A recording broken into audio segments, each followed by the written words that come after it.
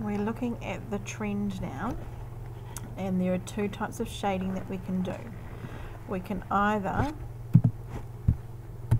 do a shade in, or we can shade out the area, and I'll show you both of these types. Now there are highlighters available in my top drawer over on my that students are welcome to borrow. I think it's the blue drawer that's got highlighters in, but please return them when you're finished. So once we've shaded in, we then have to look at that, what we've shaded in, and say, does it look like it's a straight line, or does it look like it's some kind of curve?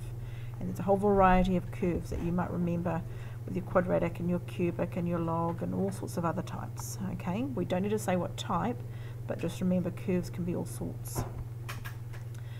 So if we're looking at a linear trend, so say I've got a set of data like this, then I could put a straight line through that. I could put my ruler over top and it would fit quite nicely.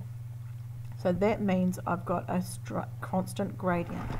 And if you think about the stairs that we walk up and down, each step that we walk up and down is the same height and the same width. And that's what a constant gradient is. It's something that as the x variable increases, the y variable increases, and that each step size you take, the x and y are changing by the same amount. If, however, I've got some kind of curve, and this one we can see it starts to curve, it's heading upwards, and then it starts to curve towards the end, going towards down.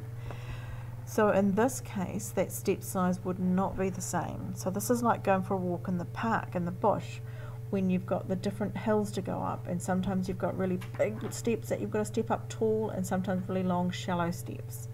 So that is a non-linear trend. So that's what we're looking for. Or we could be saying there's no trend at all. If the data is just randomly scattered and there's no areas that I can shade in or shade out, then that just means there isn't any trend. There's no relationship. So if I take my fuel efficiency, and you can see here I've shaded this out, okay? So that's, I'm shading out the areas and colouring them in where there aren't any data. The other way is to shade in, where I shade in the block of where the data is. So you could do either of these things. The key thing when we look at both of those is it gives us a reasonable indication that this data set might well be a linear data set.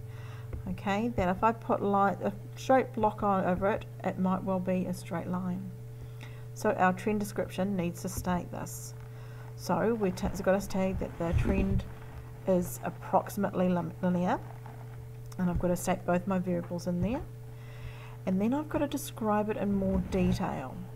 So on our x-axis, if I just go back to the graph, on the x-axis is the weight.